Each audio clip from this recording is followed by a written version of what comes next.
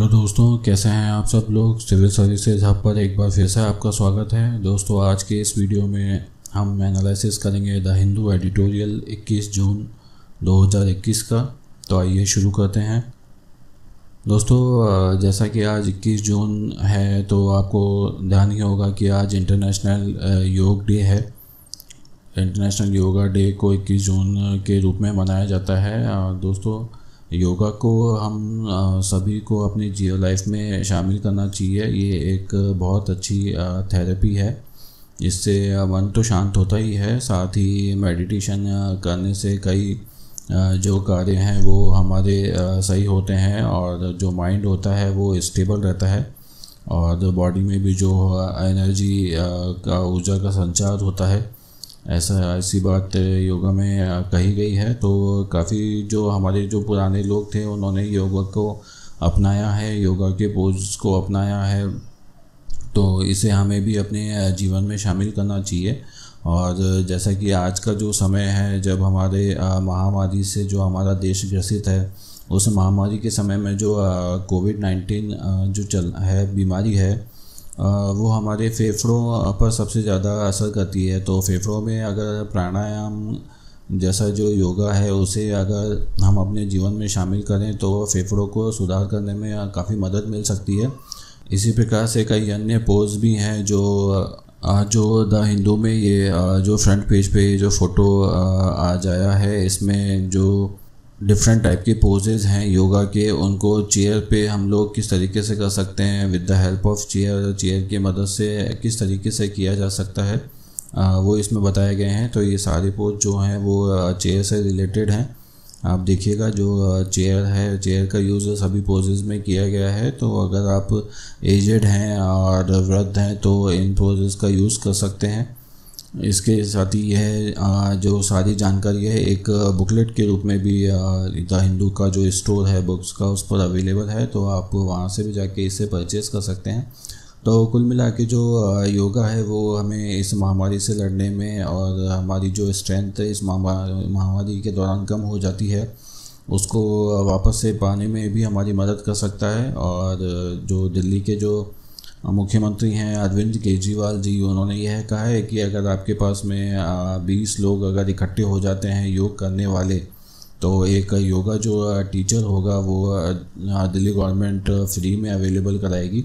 ऐसी बात जो दिल्ली के जो मुख्यमंत्री हैं अरविंद केजरीवाल जी, उन्होंने कही है। तो कुल मिला के योगा जो 5-10 मिनट का या 15-20 मिनट का जितना भी आप इसे कर सकते हैं, एक सिंपल सा प्रोसेस होता है। एक कोई इसमें ज़्यादा कुछ एक्सपेंस नहीं है, सिर्फ ये अपनी बॉडी के द्वारा ही किया जाता है डिफरेंट पोजेज़ के साथ में। तो आप इसे आसानी से अपने घर में कर सकते हैं और कहीं पे भी बैठकर इसे कर सकते हैं। खुली हवा में अगर इसे करेंगे तो बहुत ही ज़्यादा ये बेनिफिशियल रहता है। दोस्तों, आपको बता दें कि वर्ष 2014 में जो यूनाइटेड नेशंस जनरल असेंबली थी, उसने प्रधानमंत्री मोदी के सजेशन पे यह जो इंटरनेशनल डे है उसे 21 जून को घोषित किया था, योगा डे। तो उसके बाद से यह योगा डे जो है सेलिब्रेट किया जा रहा है और ये अभी कंसेक्यूटिव लगातार दूसरा वर्ष है। कोविड-19 के कारण जब यह डिजिटली ही मनाया जाएगा, डिजिटली इसे मनाया जाएगा और वैसे इसका बहुत बड़ा आयोजन भारत में किया जाता है। इसके साथ ही जो इसका मेन स्पॉट जो भारत में माना जाता है वो ऋषिकेश को माना जाता है। तो ये कुछ इम्पॉर्टेंट बातें हैं, इसको आप ध्यान रखिएगा। वर्ष 2014 में जनरल असेंबली के द्वारा इसे अपनाया गया था और योगा को अपने लाइफस्टाइल में शामिल कीजिए। यह बहुत ही अच्छी चीज़ है और आप इसे महीने, 2 महीने, 6 महीने अगर करके देखेंगे रेगुलरली तो वाकई में आपको फ़ायदा होगा। चलिए बढ़ते हैं अगली न्यूज़ की तरफ। दोस्तों, इस न्यूज़ में जो बात की गई है वो कंपनसेशन को लेकर कही गई है। दोस्तों, आप जानते हैं कि जो सेंट्रल गवर्नमेंट से हाई कोर्ट ने बोला है कि जो कोविड-19 की जो महामारी से मानने वाले जो लोग हैं उन्हें कंपनसेशन क्यों नहीं दिया जा सकता। तो उसी को लेकर जो सरकार ने कल अपना प्रस्तुत किया था जो जवाब है, उसमें जवाब में इन्होंने कहा है कि जो कंपनसेशन है वो दिया जाना संभव नहीं है। तो ये एक बड़ा जो शेयर है अजीब पंख वाला वो यहाँ पर बैठा है, कंपनसेशन की रखवाली कर रहा है। कंपनसेशन इन लोगों को देने नहीं दे रहा है जो लोग ज़रूरतमंद हैं, हिडन और कोविड से जिन्हें प्रॉब्लम हुई है, जिनका कोई पारिवारिक मृत्यु हुई है या बच्चे अनाथ हुए हैं। तो ऐसी स्थिति में इन्हें जो है कंपनसेशन नहीं मिल पा रहा है, इस पिक्चर में ऐसा बताया गया है। दोस्तों, जो सुप्रीम कोर्ट को जो सेंटर ने अपना जवाब दिया है, वो सेंटर ने अपने जवाब में यह कहा है कि जो कोविड-19 की जो बीमारी है वो एक महामारी है और ऐसी स्थिति में यह कोई एक नेचुरल डिज़ास्टर वन टाइम नहीं है, क्योंकि ये एक बार जैसे भूकंप वगैरह होते हैं तो वो एक बार आते हैं, उसके द्वारा जो भी प्रॉब्लम होनी होती है वो हो जाती है और उसके बाद ही जो रिलीफ का प्रोसेस है वो शुरू किया जाता है। लेकिन इस केस में ऐसा नहीं है और ये वन टाइम प्रोसेस नहीं होकर ये बार बार आएगा, क्योंकि आपने देखा है कि लगातार दूसरे वर्ष इस महामारी को हो गए हैं। और ऐसे में जो सरकार ने यह तर्क प्रस्तुत किया है कि अगर हम ऐसी स्थिति में अगर सबको कंपनसेशन पे करते हैं, जो कि 4-4 लाख रुपए देने की बात हो गई है, वो कंपनसेशन अगर सभी को प्रोवाइड करते हैं तो ऐसी स्थिति में जो 3.85 लाख डेथ यहाँ पर हुई है तो उन सबको ये कंपनसेशन प्रोवाइड कराना बहुत मुश्किल है। ऐसी स्थिति में जो सेंटर का जो फंड है और जो स्टेट का फंड है वो इसी में ही खर्च हो जाएगा और कोई और कार्य करना इसमें पॉसिबल नहीं है। और दूसरी ओर सेंटर ने कहा है कि सेंटर के जो अभी जो प्रॉब्लम है वो टैक्स से लेकर रेवेन्यू से लेकर पहले ही चल रहे हैं, उनके पास में कलेक्शन नहीं है। तो ऐसी स्थिति में फंड्स पहले ही कम हैं और ऊपर से अगर इतनी बड़ी आबादी को अगर इस तरीके का कंपनसेशन दिया जाएगा तो वो फिजिबल नहीं होगा, पॉसिबल नहीं होगा, संभव नहीं होगा केंद्र सरकार के लिए। ऐसा उन्होंने एक 189 पृष्ठ का जो अपना एफिडेविट दिया है उसमें ये बात कही है। दोस्तों, जो यहाँ पे केंद्र सरकार के द्वारा यह देखा जाना चाहिए कि जो भी ज़रूरतमंद लोग हैं जिन्हें आवश्यकता है उन्हें ये कंपनसेशन ज़रूर मिलना चाहिए। केंद्र सरकार ने यहाँ पे तर्क दिया है कि जो मरने वाले लोग थे वो ना गरीब भी थे और अमीर भी थे और तरीके से सक्षम भी थे और कई लोग इतने भी थे कि उनके पास में फ्रंटल करने के पैसे भी नहीं थे। तो हर प्रकार के लोगों की मृत्यु इस महामारी में हुई है। ऐसे में किसी एक विशेष तबके को राहत देना उनके लिए संभव नहीं है और हर किसी को राहत देना संभव नहीं है। तो यहाँ पर सेंटर को देखना चाहिए कि केंद्र सरकार को यह जानना चाहिए कि कौन सा जो लोग हैं वो जिन्हें मदद की ज़रूरत है उसे आइडेंटिफाई करना चाहिए और उन लोगों को मदद प्रोवाइड करनी चाहिए। ऐसा नहीं हो सकता कि हम लोग जो लोग सक्षम हैं, जो लोग हर चीज़ के लिए कैपेबल हैं और जैसा कि कई लोग हैं जो 60,000 की जो थेरेपी आती है वो थेरेपी कराने के लिए भी कैपेबल हैं और अपनी जान की रक्षा कर रहे हैं, ऐसे लोगों को कंपनसेशन की ज़रूरत नहीं है। आप ऐसे लोगों को कंपनसेशन प्रोवाइड कराइए जो अपने फादर या मदर की डेथ होने के बाद में या दोनों की डेथ होने के बाद में होमलेस हो गए हैं, जिनके पास में रहने को घर भी नहीं है और खाने को भी नहीं है। ऐसे लोगों की आप मदद करिए, उन लोगों को कंपनसेशन दीजिए, उन लोगों को स्टेबल कीजिए। साथ ही जो सेंटर ने अभी जो बच्चों के लिए जो स्कीम लागू की थी उसका भी अभी तक कोई रिज़ल्ट बाहर नहीं आया है। तो इन सारी चीज़ों को लेकर सुप्रीम कोर्ट ने अब केंद्र सरकार से पूछा था कि आप कंपनसेशन क्यों नहीं रिलीज़ कर रहे हैं, तो उसके जवाब में जो केंद्र सरकार ने जवाब दिया है कि कंपनसेशन देना पॉसिबल नहीं है। दूसरी तरफ जो त्रिपुरा में एक घटना हुई है, वहाँ पर एक गाड़ी में जो है वो गाय ले जाई जा रही थी। वो गाय ले जाने के कारण भीड़ ने उन लोगों को रोक लिया और उन 3 लोगों को की जो मार कर ही हत्या कर दी गई। मॉब लिंचिंग का ये केस है, भीड़ के द्वारा जो हत्या की जाती है उसका यह केस है। इसमें एक जो 3 जो लोग थे उनके द्वारा एक मिनी ट्रक में गाय ले जाई जा रही थी, जिन्हें कि गाँव वालों ने रोक लिया। त्रिपुरा का यह केस है। आप जानते हैं कि हाल ही में जो त्रिपुरा में बीजेपी की गवर्नमेंट बनी है, तो बीजेपी की गवर्नमेंट बनने के बाद में इस तरीके के वाक़या हो रहे हैं। कुल मिला के इस न्यूज़ में एक चीज़ के ऊपर फोकस किया गया है, वो यह बताया गया है कि यहाँ पर अभी बीजेपी की गवर्नमेंट हाल ही में बनी है और बीजेपी की गवर्नमेंट के बाद में ये जो लिंचिंग के इंसिडेंट हो रहे हैं वो काफ़ी बढ़ गए हैं, काफ़ी लिंचिंग के इंसिडेंट हो रहे हैं बीजेपी की गवर्नमेंट आने के बाद में। तो यहाँ ये साफ साफ ये इशारा किया जा रहा है कि जो बीजेपी के जो कार्यकर्ता हैं या जो वर्कर हैं वो इस तरीके के जो जिसे हिंदुत्ववादी लोग सिस्टम कहा जाता है, इस तरीके के प्रोसेस को अपना रहे हैं और मॉब लिंचिंग को जो है अंजाम दे रहे हैं। ये चीज़ गलत है और सेंटर को चाहिए कि केंद्र सरकार को और राज्य सरकार को दोनों को चाहिए कि वो इस तरीके के कानून बनाएं और कानून बना के उन्हें सख्ती से लागू किया जाए ताकि लोगों में यह भय रहे और इस प्रकार की जो घटनाओं को अंजाम देने वाले जो लोग हैं उन्हें भी सज़ा मिलनी चाहिए ताकि भविष्य में वो इस प्रकार की गलती ना करें। और एक उदाहरण के तौर पर इसे जाना जाना चाहिए कि उस प्रकार की सज़ा उन्हें हो सकती है, तभी इस प्रकार की प्रॉब्लम रुकेंगी। गलत गायों को ले जाना गलत है या सही है और ये बात हम नहीं बता सकते, लेकिन ये इतना ज़रूर है कि भीड़ के द्वारा उनकी हत्या किया जाना सरासर गलत है। तो इस प्रकार की घटनाएं नहीं होनी चाहिए। केंद्र सरकार को, राज्य सरकार को चाहिए कि वो प्रॉपर रूल्स बनाएं और रूल्स बना के उन्हें प्रॉपर फॉलो भी करवाएं, तभी इस स्थिति से छुटकारा मिल पाएगा। चलिए बढ़ते हैं अगली न्यूज़ की तरफ। दोस्तों, उड़ीसा के जो मुख्यमंत्री श्री नवीन पटनायक जी के द्वारा बच्चों को लेकर एक नई स्कीम शुरू की गई है जिसे उन्हें आशीर्वाद का नाम दिया है। इसमें हर बच्चे को 2500 रुपये का जो है वो कॉम्पनसेशन दिया जाएगा और ये कंपनसेशन उन बच्चों को दिया जाएगा जिन्होंने अपने माता पिता को खो दिया है। ध्यान रखिएगा, इसमें जो कोविड का कोई मेंशन नहीं है, खाली जिसने अपने माता पिता को खो दिया है उनको ये कंपनसेशन दिया।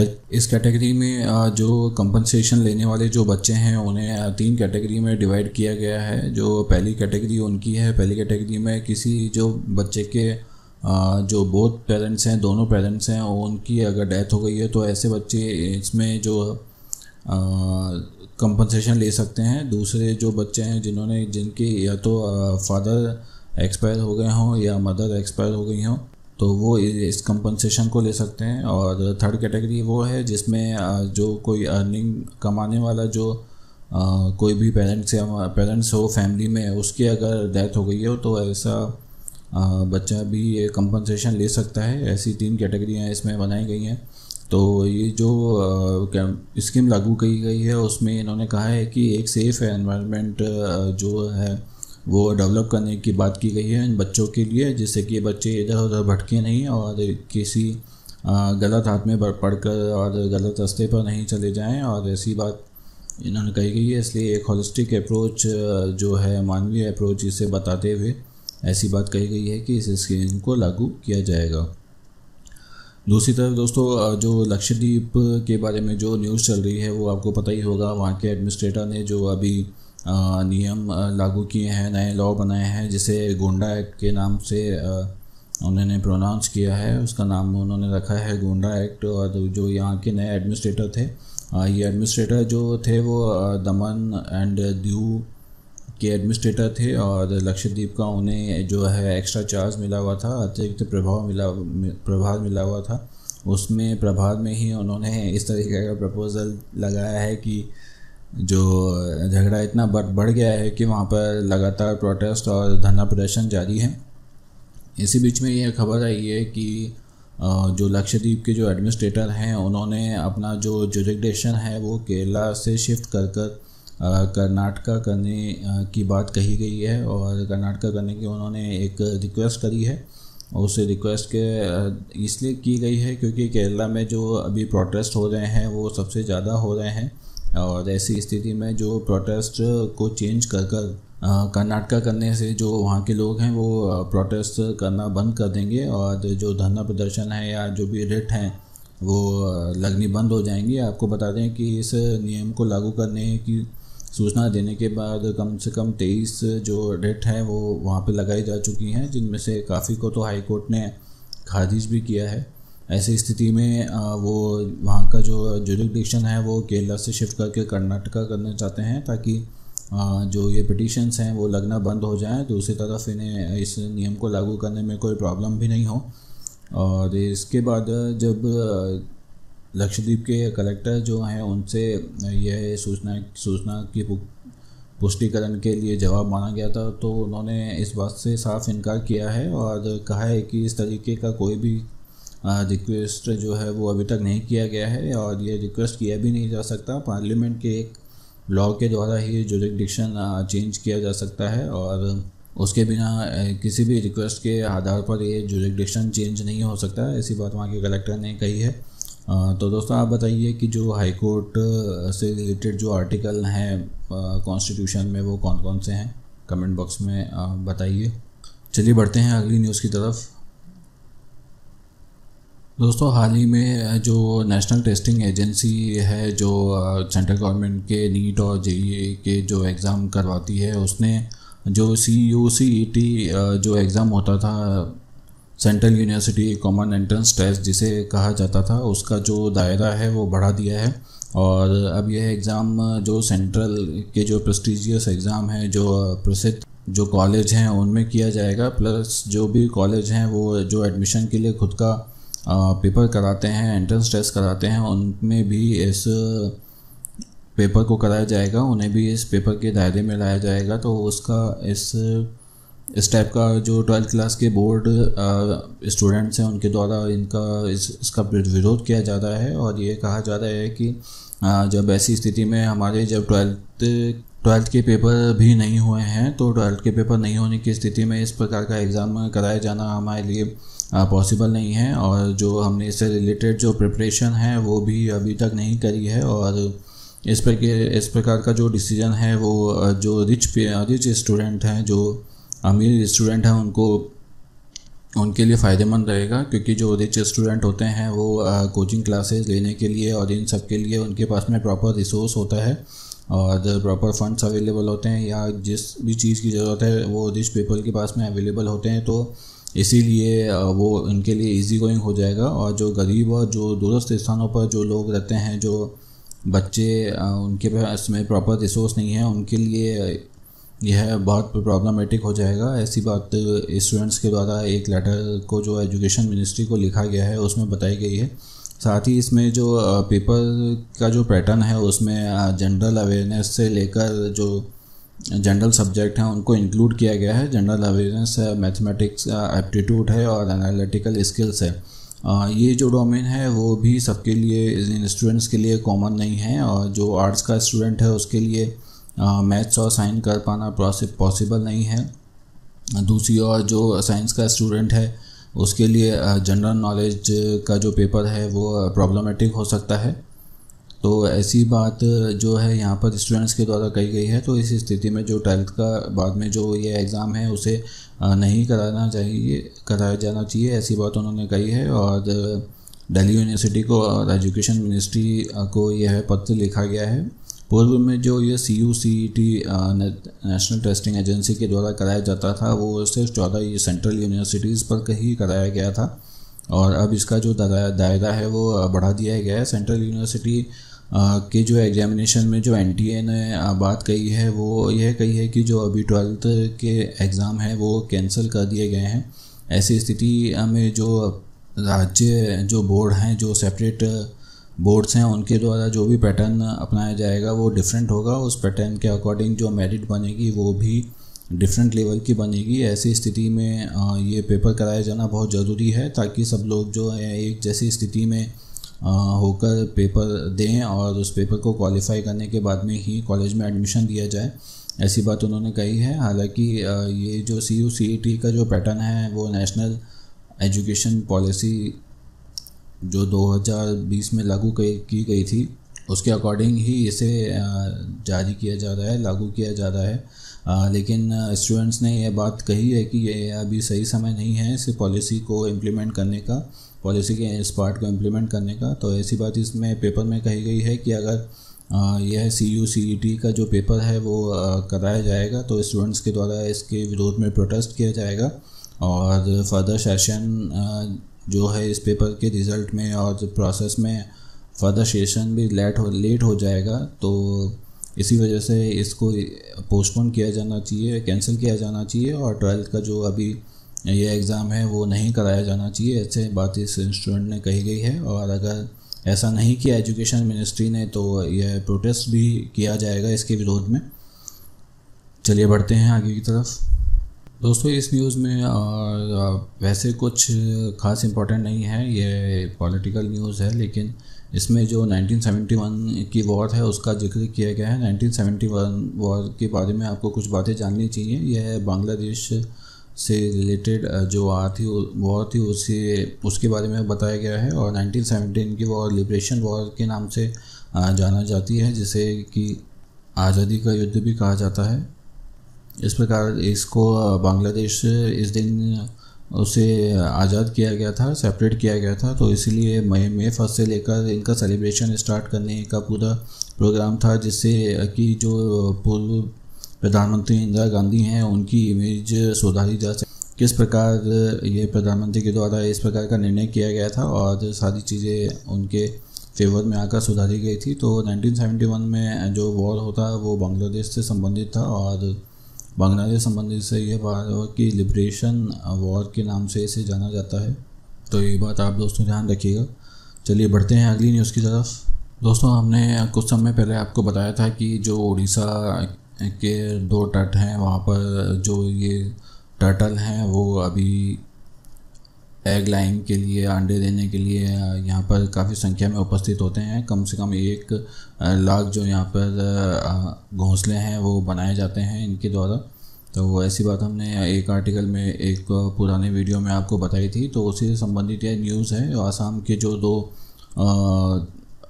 अथॉरिटीज़ हैं उन्होंने एक NGO के साथ में एक मेमोरेंडम साइन किया है, एक दस्तावेज साइन किया है, जो आसाम स्टेट जू कम बॉटनिकल गार्डन और कामरूप डिस्ट्रिक्ट एडमिनिस्ट्रेशन के द्वारा किया गया है। इस एडमिनिस्ट्रेशन इस मेमोरेंडम समझौते के द्वारा जो नीला सोना निग्रिकेंस टर्टल है उसकी रक्षा के लिए, उसके कंजर्वेशन के लिए उपाय किए जाएंगे। और जो हेल्थ का जो प्रॉब्लम इनको होता है, इनकी जो हंटिंग का प्रॉब्लम होता है उसको भी इससे रोका जाएगा। इस प्रकार की बात इसमें कही गई है। और इस फैक्ट में, इस समझौते में जो अन्य बात है उसमें यह भी बात है कि जो टर्टल हैं उनके द्वारा जो हंटिंग का प्रोसेस इनका किया जाता है उसको रोका जाएगा। हालांकि IUCN ने इसे एंडेंजर्ड स्थिति में रखा है, और लेकिन भारत में जो इसकी स्थिति है 1972 एक्ट में, वाइल्ड लाइफ प्रोटेक्शन एक्ट जो है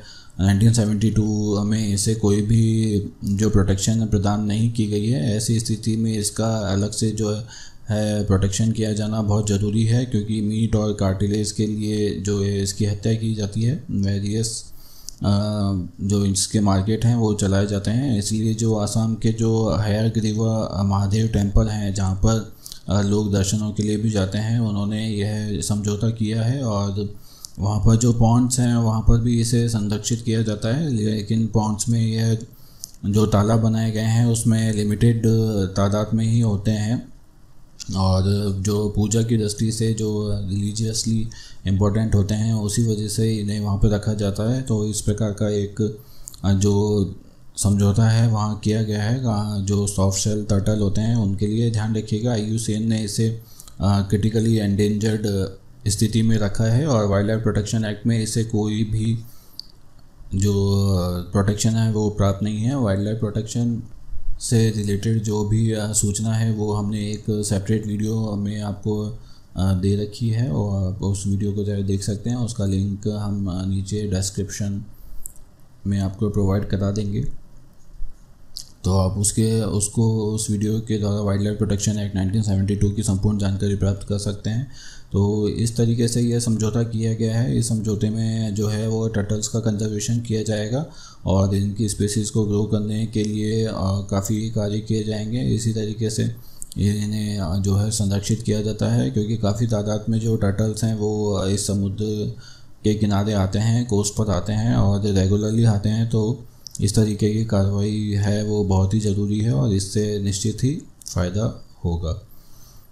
चलिए बढ़ते हैं अगली न्यूज़ की तरफ। दोस्तों इस न्यूज़ में जो हाई कोर्ट है, पटना हाई कोर्ट है, उसने यह बात कही है कि जो डेथ को लेकर, कोविड-19 से रिलेटेड जो डेथ को लेकर जानकारी है वो पता होनी चाहिए और ये उनका राइट है। दोस्तों आपको पता होगा कि जो पटना हाई कोर्ट ने बिहार को एक डायरेक्शन दी थी कि वो जो एक्चुअल डेथ है, एक्चुअल जो रिकॉर्ड है उसे प्रस्तुत करें। उस रिकॉर्ड को प्रस्तुत करने के बाद में जो 70% तक का जो इसके डाटा में इजाफा हुआ था, ये आपको देखने को मिला था। तो इस प्रकार की बात हुई थी, तो इसीलिए हाईकोर्ट ने वहाँ पर यह कहा है कि जो डेथ होती हैं या डेथ के अलावा अगर कोई भी कैजुअल्टी है या कैजुअल्टी ना हो के कोई भी बीमारी है, बीमारी को लेकर जो भी नंबर है वो प्रॉपर जानकारी पब्लिक को होना बहुत ज़रूरी है। उसी के अकॉर्डिंग ही पब्लिक रिएक्ट करती है। अगर ये जाहिर सी बात है दोस्तों कि अगर डेथ का मान लीजिए, अगर जहाँ कहीं पे डेथ अगर 10 हो रही हैं और अगर हमें उसे 2 ही बताएंगे तो पब्लिक क्या सोचती है? पब्लिक सोचती है कि ये ज़्यादा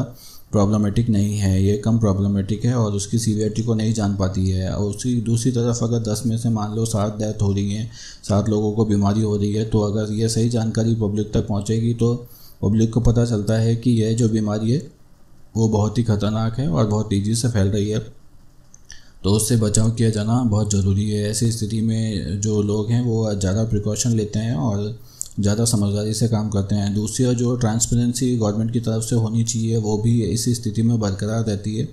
जो पब्लिक जो सरकार चुनकर जो भेजती है उसका जो डाटा होता है वो डाटा शेयर किया जाना चाहिए और जनता को बताना चाहिए कि जो ऐसी स्थिति देश में चल रही है, ना कि अपना पॉलिटिकल बेनिफिट देखकर उस चीज़ को छुपाया जाना चाहिए ताकि कोई केओस ना हो सके। और ऐसी स्थिति को बनने से भी रोका जा सकता है अगर प्रॉपर मैनेजमेंट किया जा सके। तो दोस्तों इसी को लेकर हाई कोर्ट ने जो है डायरेक्शन दी है कि आप जो सही जानकारी है वो सही जानकारी जनता तक पहुंचाओ और उन्हें अंधेरे में ना रखें और एक्चुअल जानकारी उन तक पहुंचाएं ताकि वो अपने जो सुरक्षा के जो कार्य हैं जो उनके लेवल पर किए जाने हैं उनको वो स्वयं ही करें, उसके लिए किसी डायरेक्शन की ज़रूरत नहीं पड़े। दूसरी ओर दोस्तों जो WHO है उसने सभी कोविड से अफेक्टेड लोग देश जितने भी हैं उनको ये डायरेक्शन प्रदान करी है कि वो जो अपने वहाँ पर कोविड-19 से लेकर जो भी प्रिकॉशनरी मेजर्स हैं उनको जो स्ट्रेंथन करे और मजबूत करे। प्रिकॉशनरी मेजर्स कौन कौन से हैं? जैसे कि वैक्सीनेशन है, जो टेस्टिंग का जो प्रोसेस है वो है, न्यू वेरिएंट से रिलेटेड जो भी रिसर्च है वो प्रोसेस है, इसे स्ट्रेंथ करने की, इसे और भी मजबूत करने की बात कही है। साथ ही दूसरी ओर जो कोविड-19 से रिलेटेड जो गाइडलाइन है जैसे कि मास्क पहनना, सैनिटाइज़र का उपयोग करना और सोशल डिस्टेंसिंग मैनेज करना, ये इस प्रकार के जो कोविड-19 की गाइडलाइन से रिलेटेड जो भी चीज़ें हैं उन्हें फॉलो करवाना और स्ट्रिक्टली रूल बनाकर इसे फॉलो करने की बात इन्होंने डायरेक्शन में कही है कि सभी कंट्रीज़ को ऐसा रूल बनाना चाहिए और ये जो गाइडलाइंस है उन्हें स्ट्रिक्टली फॉलो कराना चाहिए। इसे स्ट्रिक्टली फॉलो कराने पर ही जो कोविड-19 की स्थिति अभी जो है कि जैसा कि आप देख रहे हैं कि कोविड-19 के केसेस अभी भारत में कम हो गए हैं, 54,000 की रेंज में अभी आ गए हैं जो पहले 1 लाख से ऊपर थे। और अभी ऐसी स्थिति बनी है, तो ऐसी स्थिति में हम अगर वापस से लापरवाही करेंगे तो ये केस वापस से बढ़ जाएंगे और फिर से लॉकडाउन जैसी स्थिति आ जाएगी जो कि 2 साल से हमारा देश ही नहीं बल्कि पूरी दुनिया इस दंश को झेल रही है। तो ऐसी स्थिति में इन चीज़ों को मजबूत करना और इन्हें सख्ती से पालन करना बहुत आवश्यक है, ऐसा WHO ने एडवाइस किया है सभी देशों को। चलिए बढ़ते हैं अगली न्यूज़ की तरफ। दोस्तों इस न्यूज़ में जो दिल्ली के लिए जो मास्टर प्लान 2041 बनाया गया है, जैसे कि मास्टर प्लान फॉर दिल्ली 2041 कहा गया है, उसमें इस बात की भी जानकारी दी गई है कि जो भी डेवलपमेंट इसके अंतर्गत किया जाएगा उसमें साइकिलिंग और जो चलने के लिए अलग से नेटवर्क भी प्रोवाइड किया जाएगा। आपको ध्यान है कि दिल्ली डेवलपमेंट अथॉरिटी ने यह मास्टर प्लान फॉर दिल्ली जो 2041 लागू करने की बात कही गई थी। इसमें यह भी कहा गया था कि कोविड की जैसी जो महामारियां हैं उनसे लड़ने के लिए जो भी डेवलपमेंट का प्रोसेस, जो भी इंफ्रास्ट्रक्चर से रिलेटेड, जो भी संरचना से रिलेटेड जो भी कार्य किया जाना है वो इसी के अंतर्गत किया जाएगा और स्टेट को पहले से ऐसी महामारी से लड़ने के लिए तैयार किया जाएगा ताकि भविष्य में ऐसी कोई प्रॉब्लम आने पर अस्थिरता ना हो सके। और ऐसी बात इस प्लान में कही गई थी और इस प्लान में यह मॉडिफिकेशन करते हुए यह बात भी कही गई है कि जो भी रोड्स और इंफ्रास्ट्रक्चर का जो डेवलपमेंट किया जाएगा उसमें जो साइकिलिंग को बढ़ावा देने के लिए और जो पैदल चलने वाले लोग हैं उन्हें बढ़ावा देने के लिए इसका एक सेपरेट ट्रैक बनाया जाएगा। और ये ट्रैक जो होगा वो इन्हीं के लोगों के लिए काम में होगा जो कि साइकिलिंग और चलने के लिए काम में आएगा। जो कि साइकिलिंग और जो वॉकिंग है वो हमारी सेहत के लिए बहुत ही अच्छी रहती है और ऐसा करना, डेली करना हमारी सेहत को ठीक रखता है। इसी प्रोसेस को देखते हुए यह कार्य किया गया है और ऐसी स्थिति में जो डेवलपमेंट प्लान है वो काफ़ी बेहतर बनाया जा रहा है कि इसे इम्प्लीमेंट कहाँ तक किया जा सकता है यह देखने वाली बात है। दूसरी ओर जो राजस्थान राज्य का जो चूरू ज़िला है उसकी यह न्यूज़ है, वहाँ पर हरित मरुभूमि ड्राइव को लेकर एक कार्यक्रम को क्रियान्वित किया गया है जिसका जो थीम है वो world day to combat desertification जो है उससे लड़ने के लिए इस कार्य को किया गया है। इसमें इस जो विलेज की जो 100 वुमेन्स हैं उन्होंने 33 विलेज पंचायतों में जो है वो वृक्ष को लगाने की बात करी है और इनके द्वारा उसमें वृक्ष को लगाए गए हैं जिन्हें कि अपने पारिवारिक सदस्यों की तरह या बच्चों की जैसे या पेरेंट्स की तरह इसे पाला जाएगा और इनका ध्यान रखा जाएगा, जिसे कि हरित मरुभूमि ड्राइव के नाम से जाना जा रहा है। और इसमें जो यूएन के जो अवार्डी हैं श्याम सुंदर जयानी जो कि बीकानेर के डूंगर कॉलेज में एक प्रोफेसर हैं, इन्हें डेजर्टिफिकेशन यूनाइटेड नेशन का गाइडेड जो डेजर्टिफिकेशन का जो अवार्ड है वो इन्हें प्राप्त है। तो इन्होंने इस कार्य में इनकी मदद करी है और खेजड़ी, रोहिंडा, नीम, बर और शीशम के जो पेड़ हैं वो इसमें लगाए गए हैं। तो इसी तरीके का कार्य किया गया है। दोस्तों, जो पौधे लगाने का जो कार्य है वो हमारे पूरे देश में बड़े लार्ज स्केल पर करना चाहिए और आप लोगों को भी जहाँ पर भी जगह मिले अपने घर में आसपास में पौधे लगाने चाहिए, बड़े पेड़ लगाने चाहिए। और जैसा कि इन्होंने किया है कि एक फैमिली की तरह इसे ये लोग पालेंगे और इसे कोई नुकसान नहीं होने देंगे, ऐसा ही आपको करना चाहिए। और इसी तरीके से जो ग्लोबल वार्मिंग या जो अन्य जो प्रॉब्लम हमारे एटमॉस्फेयर से रिलेटेड हो रही हैं उन्हें ख़त्म किया जा सकेगा। तो इस प्रकार का कैंपेन जो राजस्थान में चलाया जा रहा है पूरे देश में चलाया जाना चाहिए, जिसमें कि 5100 पौधे लगाए हैं इन्होंने हरित मरुभूमि ड्राइव के तहत।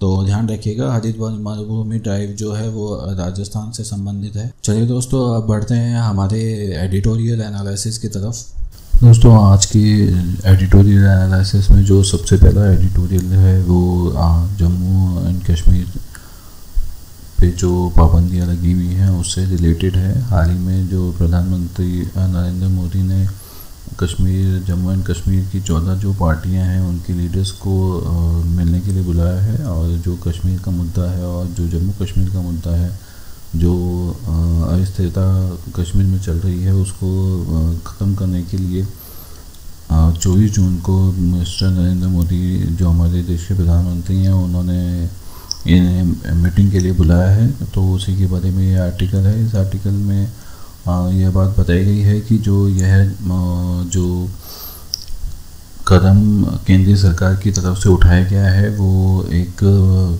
सराहनीय कदम है और इसके द्वारा जो कश्मीर और जम्मू एंड कश्मीर की जो प्रॉब्लम है, वहाँ के जो लीडर्स जो यूनियन टेरिटरी को उसे जो दर्जा दिया गया है उसको वापस लेने की जो मांग कर रहे हैं उसका कुछ रास्ता निकल सकेगा और जो वहाँ पे चुनाव और अन्य गतिविधियाँ कराए जाने की जो बात है उसका भी नतीजा निकला इस मीटिंग में निकलने की आशा है। और जो स्पेशल जो स्टेटस है कश्मीर का उसको भी ख़त्म करने की मांग जो इनके द्वारा की जा रही है और जो अभी यूनियन टेरिटरी उसे बनाया गया है उसे वापस से स्टेट घोषित करके वहाँ पर जो राज्य सरकार है उसको स्थापित करने की मांग जो की जा रही है उसके बारे में चर्चा इस मीटिंग में की जाने की संभावना है। दोस्तों, आपको ध्यान होगा कि वर्ष 2019 में जो नरेंद्र मोदी गवर्नमेंट ने जो आर्टिकल 370 था और 35A था उसे हटा दिया था और जो कश्मीर का जो स्पेशल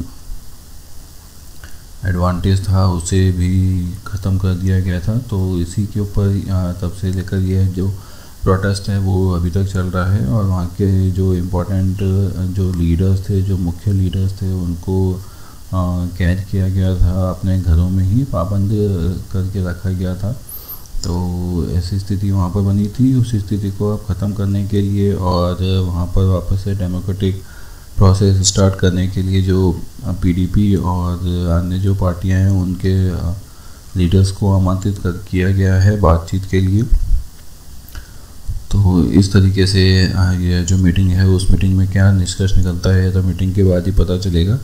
और देखिए दोस्तों, जो अभी जो पॉलिटिकल एनवायरनमेंट है उसमें जो जॉन बाइडेन हैं उन्होंने भी जो अफ़गानिस्तान के साथ में उनकी जो प्रॉब्लम चल रही है उससे ख़त्म करने की बात अभी कही है।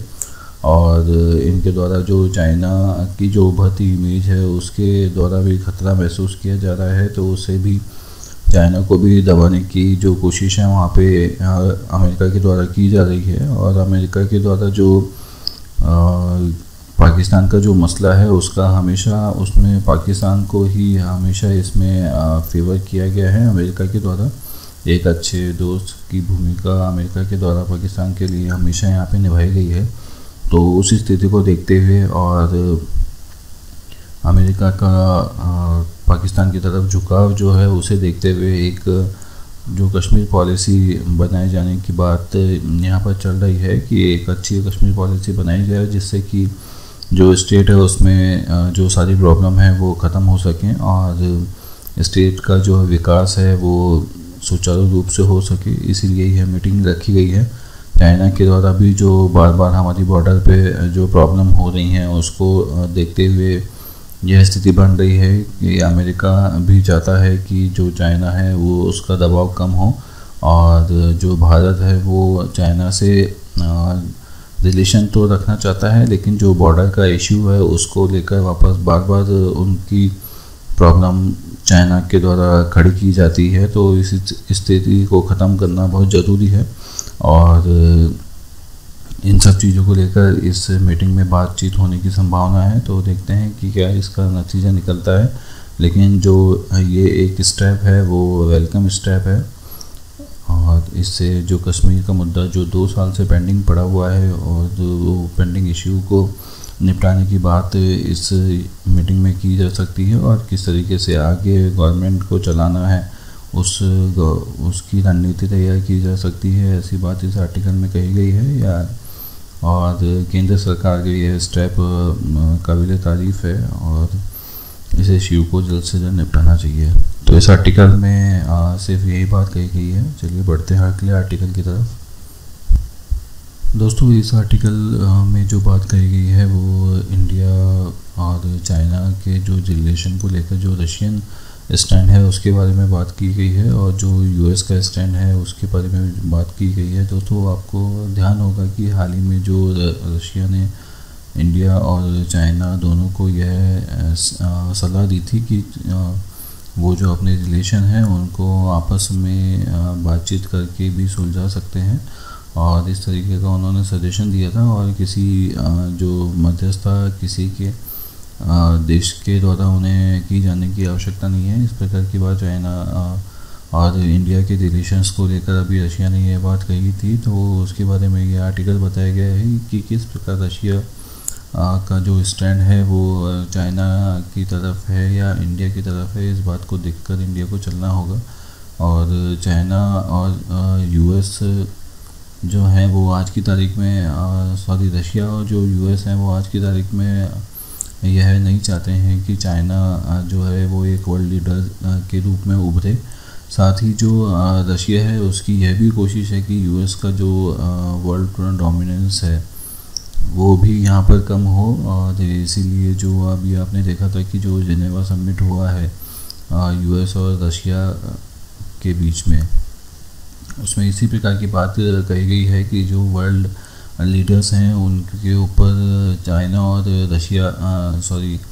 रशिया और यूएस का ही डोमिनेंस रहना चाहिए। किसी और स्टेट का जो डोमिनेंस है वो यहाँ पर नहीं आना चाहिए। इसी बात को लेकर यह इशारा किया जा रहा है कि जो रशिया है उसका भी अभी जो जन है उसकी जो अभी झुकाव है वो पाकिस्तान की तरफ ज़्यादा है, क्योंकि इंडिया और जो चाइना का रिलेशन है उसमें कौन देश आगे निकलता है उसके ऊपर डिपेंड करता है कि रशिया किसका सपोर्ट करेगा। हालांकि जो रशिया है वो भारत का हमेशा सपोर्टर रहा है, लेकिन आज के समय में ऐसा नहीं है और इंडिया भी अब होल एंड सोल रशिया पर डिपेंड न रह के यूएस की तरफ ज़्यादा टिल्टेड है। तो ऐसी स्थिति में यह देखना होगा कि इस भविष्य में इस रिलेशन का क्या होता है। और दूसरी तरफ जो चाइना है वो क्वाड का जो रिलेशन है भारत का, क्वाड में जो देश हैं आपको पता होगा कि क्वाड में India plus US plus Germany और ऑस्ट्रेलिया को मिलाकर एक ग्रुप बनाया गया है जो जिसे क्वाड कहा जाता है। क्वाड का जो मेन मकसद है वो यही है कि जो चाइना की जो प्रेजेंस है उस प्रेजेंस को किसी तरीके से कम किया जाए और जो उसकी जो पॉलिसीज़ हैं उस पॉलिसीज़ से भी जो देश हैं काफ़ी खफा रहते हैं और उन पॉलिसीज़ को भी इन्होंने यहाँ पे डाउनवर्ड करने की बात कही गई है। हालांकि जो इस आर्टिकल का कंटेक्स्ट है वो इंडिया को लेकर है कि इंडिया को जो अपना स्टैंड जो तय करना है वो सोच समझ कर करना है। अगर चाइना से अपना रिलेशन ठीक करता है और अगर उसमें दोनों देशों के बीच में जो भी प्रॉब्लम है उन प्रॉब्लम को सॉर्ट आउट किया जाता है, तो ऐसी स्थिति में चाइना को इंडिया को जो वादा करना है, जो उन्हें आश्वासन देना है वो पूर्ण रूप से देना पड़ेगा। ऐसा नहीं है कि चाइना बिज़नेस में तो भारत की मदद करता रहे और बिज़नेस जो रिलेशन है वो ऐसे के ऐसे रहे, लेकिन बॉर्डर पे जो रिलेशन है वो बॉर्डर पे रिलेशन ऐसे ही खटास वाले बने रहें, ऐसा नहीं है। और जो चाइना को भी अपना स्टैंड एकदम क्लियर करना होगा। यही बात जो इंडिया हमेशा पाकिस्तान से भी कहता आया है कि जो रिलेशन है वो एकदम कंप्लीट होना चाहिए। ऐसा नहीं है कि आप जो फ़ायदे की चीज़ है उसे तो करते जा रहे हैं और जो दूसरी चीज़ें हैं उन्हें आप पूरी नहीं कर रहे हैं। तो ऐसी स्थिति में इंडिया को यह सोच समझ के चलना होगा कि वो यूएस के साथ में जाता है या रशिया के साथ में जाता है। हालांकि जो रशिया की जो पहले स्थिति यूएसएसआर में हुआ करती थी वो पावर अभी कम हुआ है और अभी जो ग्लोबल लीडर के रूप में यूएस ही अभी आगे बढ़ रहा है। तो ऐसी स्थिति में जब रशिया ने अभी हाल ही में अमेरिका से भी अपने रिश्ते सुधारने की बात करी है, तो ऐसी स्थिति में इंडिया को भी चाहिए कि यूएस और रशिया के अलावा कोई एक सुपर पावर उनके फेवर में हो। ऐसी स्थिति में चाइना यह काम कर सकता है, लेकिन चाइना की जो रणनीति है वो भारत के खिलाफ अभी क्लियर नहीं है, तो उस रणनीति को एकदम क्लियर करना होगा और हर लेवल पे जो प्रॉब्लम चल रही है उस प्रॉब्लम को सॉर्ट आउट करके एक अच्छा रिलेशन डेवलप करना होगा। क्योंकि चाइना हमारा पड़ोसी भी है, तो इस हिसाब से भी जो पॉलिसीज़ हैं उनके ऊपर सबसे पहले लागू की जाती हैं और इन पॉलिसीज़ को लागू करके ही हमें एक अच्छा और डेवलप्ड जो पड़ोसी है वो मिल पाएगा और अच्छा व्यापार भी हो सकेगा और समय आने पे अच्छी मदद भी मिल सकेगी। ऐसी बात इस आर्टिकल में कही गई है। तो इंडिया को बहुत ही सोच समझकर अपने रिलेशंस आगे बढ़ाने होंगे। इसके अलावा जो दूसरा समुद्र को लेकर जो इश्यूज़ हैं उनको भी सुलझाने की बात इसमें कही गई है। चाइना यूएस और रशिया चाइना यूएस और इंडिया का जो एक ट्रायंगुलर जो समुद्री क्षेत्र बनता है और समुद्री क्षेत्र में भी चाइना के द्वारा काफ़ी हस्तक्षेप किया जाता है। इस हस्तक्षेप को भी समाप्त करना होगा। तो कुल मिलाकर जो इंडिया और चाइना के जो रिलेशन की बात इस आर्टिकल में कही गई है उसमें सिर्फ यही बात बताई गई है कि जो इंडिया को अगर चाइना से रिलेशन अपना आगे चलाना है, जो कि चलाना भी चाहिए, क्योंकि चाइना अभी एक डेवलप्ड सुपर पावर के रूप में हो रहा है। तो ऐसी स्थिति में जहाँ यूएस और रशिया दोनों इस बात से अवगत हैं कि चाइना अगर इसी तरीके से आगे बढ़ता रहा तो वो भी सुपर पावर्स में इंक्लूड हो जाएगा और उसकी जो डोमिनेंसी है वो इन जो देशों की जो डोमिनेंसी है पूरे वर्ल्ड पर वो उसको कहीं ना कहीं खतरा होगा। तो ऐसी स्थिति में इंडिया को चाहिए कि चाइना से जो अपना रिलेशन है वो कम्प्लीटली हर स्तर पर सुधार कर चले, और जो चाइना से जो एश्योरेंस है वो हर फील्ड में तो हमें मिला हुआ ही है। चाइना के द्वारा नौकरियां भी दी जा रही हैं और बिज़नेस भी किया जा रहा है, व्यापार भी किया जा रहा है, और समय आने पर किसी प्रकार की मदद भी की जा रही है। लेकिन बॉर्डर पे जो इशू है, गलवान का जो इशू हुआ है, वो इशू को सॉल्व करना अभी बहुत ज़रूरी है। और बॉर्डर का इशू एक बहुत ही सेंसिटिव इशू होता है, जिस पर देश के हर जो नागरिक की नज़र रहती है। तो ऐसी स्थिति में इस इशू को सॉल्व करना बहुत ज़रूरी है। इसको सॉल्व करने पर ही इंडिया चाइना का जो रिलेशन है वो बेहतर हो पाएगा, और इंडिया चाइना का जो रिलेशन है वो बेहतर होने पर जो इंडिया की जो डिपेंडेंसी है यूएस की तरफ या रशिया की तरफ वो कम हो पाएगी, ऐसा इस आर्टिकल में कहा गया है।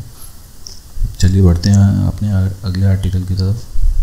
इस आर्टिकल में जो बात कही गई है वो नेशनल कमीशन जो है वुमेंस के लिए, उसके द्वारा एक रिपोर्ट जारी की गई है, उसमें उसकी बात कही गई है। इसमें जनवरी से लेकर मार्च तक का डाटा इसमें प्रकाशित किया गया है। उसके डाटा के बारे में यह बात कही गई है दोस्तों, जो वायलेंस है, उस जो घरेलू हिंसा है जिसे कहा जाता है, वो उसका जो पोर्शन है वो अभी जनवरी से लेकर मार्च तक का जो उसका नंबर है वो अभी बढ़ा है। और जो पूरे 21 वर्ष का जो ये डाटा था, 21 वर्ष में जो इसकी बढ़ोतरी हुई है वो अभी 2021 में जो रजिस्टर्ड केस हैं उसका नंबर बहुत ज़्यादा है 21 वर्ष में, और 2000 से इसका कंपैरिजन किया गया है तो 2021 में यह केस सबसे ज़्यादा हैं।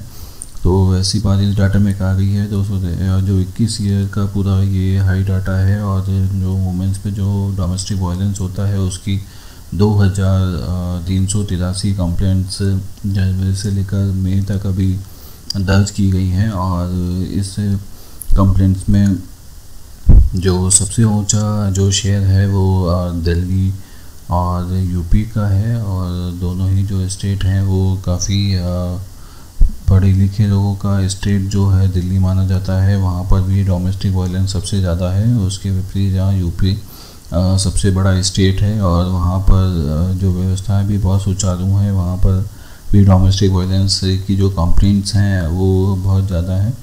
तो दोस्तों 2383 जो कंप्लेंट्स यहाँ पे कराई गई हैं वो तो रजिस्टर्ड हैं, और इसके अलावा यह भी बात कही गई है जो 70% जो कंप्लेंट्स हैं वो रजिस्टर ही नहीं हो पाती हैं, और उसमें जो विक्टिम हैं जिनको प्रताड़ना ये सहनी पड़ती है वो साइलेंट ही रहते हैं। ऐसी स्थिति में उनके ऊपर ना तो कोई कार्रवाई हो पाती है, ना ही उन्हें कोई मदद मिल पाती है, और वो लाइफ टाइम इसी प्रॉब्लम को झेलते रहते हैं। इसमें जो डाटा दिया गया है वो आंध्र प्रदेश का सबसे 1 नंबर पे है, सबसे ऊपर आंध्र प्रदेश का है, जिसमें 82.8% जो डोमेस्टिक वायलेंस के जो केस होते हैं उसमें कोई भी किसी भी प्रकार की मदद नहीं ली जाती है। इसका मतलब कोई कंप्लेन नहीं की जाती है और ना ही किसी से बात की जाती है। और 9% जो केस हैं, 10% से भी कम केस हैं, उनमें कोई कंप्लेंट नहीं की जाती है, लेकिन किसी से मदद मांगी जाती है, किसी को बताया जाता है। उसमें 9.6% के द्वारा जो है आंध्र प्रदेश ही सबसे ऊपर है।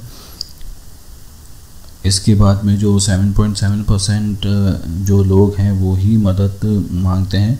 तो लमसम आप दोस्तों देखेंगे तो 100% जो भी डोमेस्टिक वायलेंस के केस होते हैं उसमें से सिर्फ 7.7% लोग ही मदद मांगते हैं और कोई ना कोई कंप्लेंट करते हैं या इस प्रकार की जो अथॉरिटी हैं उनके पास में जाते हैं। तो उनके द्वारा जो दर्ज केस हैं वो ही सिर्फ 2283 हैं। मतलब आप लमसम अगर मानेंगे तो ये 7 से 10% का पूरे देश का डाटा है और इसके हिसाब से ही कंप्लेंट्स की जाती हैं। इसके अलावा बिहार में आप देखेंगे तो बिहार में भी यही स्थिति है। 84% जो लोग यहाँ पर डोमेस्टिक वायलेंस का शिकार होते हैं किसी को कुछ बताते नहीं हैं, 6% किसी को कुछ बताते हैं और 8% जो लोग हैं वो कंप्लेंट करते हैं। इसके बाद में गुजरात आता है। गुजरात में 74% लोग किसी को बताते नहीं हैं और 9.9% लोग किसी को बताते हैं और 15.4% जो डोमेस्टिक वायलेंस के केस हैं वो रजिस्टर्ड हो पाते हैं। इसी प्रकार से कर्नाटका, महाराष्ट्र, तेलंगाना और वेस्ट बंगाल है जिनमें जो अनरजिस्टर्ड केस का जो दायरा है वो बहुत ही ज़्यादा है। इसी प्रकार से जो मदद मांगी जाती है किसी भी व्यक्ति को डोमेस्टिक वायलेंस के बाद में, वो मदद मांगी जाती है, वो सबसे ज़्यादा जो उसका रेशियो आता है वो डिफरेंट आता है। पुलिस पर जो रजिस्ट्रेशन है वो सबसे ज़्यादा होते हैं, लेकिन पुलिस के द्वारा उनके ऊपर कार्रवाई होती है कि नहीं होती है ये एक बात की बात है। लेकिन जो सबसे ज़्यादा जो रजिस्ट्रेशन होता है या मेडिकल के अलावा जो मदद मांगी जाती है वो पुलिस से ही मांगी जाती है। तो आंध्र प्रदेश में जो है वो मेडिकल पर्सनल जो भी होते हैं उनसे कम मदद मांगी जाती है, सिर्फ पुलिस के द्वारा ही रजिस्ट्रेशन किया जाता है। इसके अलावा जो बिहार है उसमें सिर्फ डॉक्टरी सलाह ली जाती है मारपीट के केस में, और ना तो उसमें पुलिस का कोई कंप्लेंट होता है और ना ही कोई वकील किया जाता है जो इन्हें न्याय दिला सके। इसके अलावा गुजरात है, गुजरात में जो ये तीनों डाटा हैं ये तीनों डाटा ही जीरो हैं। इसका मतलब ना तो पुलिस की मदद ली जाती है और ना ही कोई वकील किया जाता है। और जो नेशनल वुमेन कमीशन है उसमें जो रजिस्ट्रेशन है वो कंप्लेंट का किया जाता है, उसके द्वारा कार्रवाई की जाती है। इसके अलावा देखेंगे आप दोस्तों, जो गुजरात है वो काफ़ी विकसित राज्य है और सभी प्रकार की जो मूलभूत ज़रूरतें हैं वहाँ पे उपलब्ध हैं, और ऐसी स्थिति में भी वहाँ पे जो इस तरीके की स्थिति देखने को मिल रही है कि वहाँ पर ना तो मेडिकल जो स्टाफ है उनसे, ना ही पुलिस से और ना ही किसी वकील से न्याय की मांग की जाती है, और इस चीज़ को रोकने के लिए कहा जाता है। इसके अलावा कर्नाटका जो है, कर्नाटका में मेडिकल प्रैक्टिशनर, पुलिस और जो लॉयर हैं उनका रेशियो एकदम बराबर है और सभी से यहाँ पे मदद मांगी जाती है। ऐसे ही महाराष्ट्र, तेलंगाना और वेस्ट बंगाल में है। तो इस प्रकार की आप चीज़ें देखेंगे तो दोस्तों आपको पता लगेगा कि आप हमारे देश में अभी भी जो घरेलू हिंसा है उसको लेकर कोई अभी बेहतर सुधार नहीं हुआ है, और घरेलू हिंसा की जो स्थिति है अभी भी बरकरार है। आप केरला जैसे जो राज्य हैं उनमें देखेंगे तो उनमें भी स्थिति ऐसी ही है, और जबकि दिल्ली जो हमारी कैपिटल है, जो देश की राजधानी है, जहाँ पर सबसे ज़्यादा फोकस रहता है पूरे देश का, और इस स्थिति में दिल्ली को देखेंगे तो आप दिल्ली का जो केस का नंबर है वो बहुत ही ज़्यादा है। इसके बाद में हरियाणा है, उत्तर प्रदेश है और उत्तराखंड है। तो पूर्वी भारत के जो राज्य हैं उन्होंने इसमें सबसे ज़्यादा नंबर हासिल किया है, सबसे ज़्यादा कंप्लेंट यहीं पर ही हो रही है। तो ऐसी स्थिति में दोस्तों हमें चाहिए कि जो घरेलू हिंसा है उसको हम बढ़ावा नहीं दें, और उसके खिलाफ जो अगर घरेलू स्तर पर अगर उसका समाधान मिल रहा है तो वो समाधान हम घरेलू स्तर पर करें, और अगर वो समाधान नहीं हो पा रहा है तो पुलिस कंप्लेन करके या किसी तरीके की मदद मांगकर, या नेशनल कमीशन है वुमेंस का उसमें जाकर, महिला आयोग में जाकर हम अपनी मदद मांग सकते हैं। और इस प्रकार के जो वायलेंस है उसको आपको बढ़ावा नहीं देना चाहिए। अगर आप एक बार चुप रहते हैं और इस तरीके की जो स्थिति आपके घर में बनती है तो वह स्थिति फिर परमानेंट हो जाती है, और जब एक बार आपको सहने की आदत भी हो जाती है तो वो आदत भी आपको परमानेंट हो जाती है। तो ऐसी स्थिति ना उत्पन्न होने दें। जब भी आपको घरेलू हिंसा से संबंधित कोई भी प्रॉब्लम हो तो कंप्लेंट कराएं, और या नेशनल जो कमीशन है वुमेंस का वहाँ पर जाकर मदद मांगें तो आपको मदद ज़रूर मिलेगी। तो ऐसी बात इस आर्टिकल में कही गई है जो कि ये डाटा प्रस्तुत किया गया है। यह डाटा आपको ध्यान में रखना चाहिए, और मेंस में आंसर राइटिंग के लिए ये डाटा बहुत इम्पोर्टेंट होता है, जिससे कि जो आंसर हम लिखते हैं उसमें काफ़ी इम्पैक्ट पड़ता है। तो ये था दोस्तों आज का the Hindu news editorial analysis. आपको यह वीडियो कैसा लगा हमें कमेंट बॉक्स में ज़रूर बताइएगा। साथ ही आपके लिए पास अगर हमारे लिए कोई सुझाव हो तो उसे भी हमें कमेंट बॉक्स में बताइएगा, तथा हमारी इस वीडियो को लाइक, शेयर और सब्सक्राइब भी कीजिएगा। फेसबुक, ट्विटर, इंस्टाग्राम पे हमें फॉलो भी कीजिएगा। दोस्तों आज के लिए बस इतना ही, कल आपसे फिर मुलाकात होगी। अपना ख्याल रखिए, अपनों का ख्याल रखिए। जय Hind and thanks for watching.